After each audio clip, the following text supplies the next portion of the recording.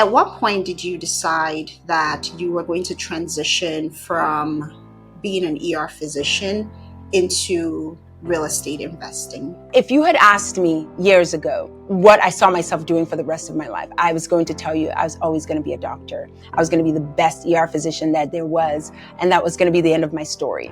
But at some point, things started to change. I recall it very well. We got bought over by another private equity firm, and just things started changing.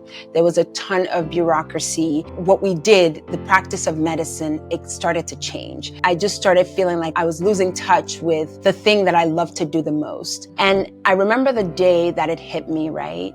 A close friend of mine who was another physician got fired. It was at that moment that I realized that this trust and this stability that I put in medicine, or I put in, my job, my company, that I needed to stop doing that. And I needed to rethink that and figure out really how I could protect myself, protect the people that I love, my colleagues, the people that I interact with, and then the larger population at large. It just all started with, how can I protect myself? How can I build wealth outside of my 9 to 5? Because I really felt like everything I was doing was poured into my daily job. And I realized that I needed to at some point try to also buy back my time, because all my time was spent in the hospital, especially when it wasn't guaranteed. And so that's how the story started.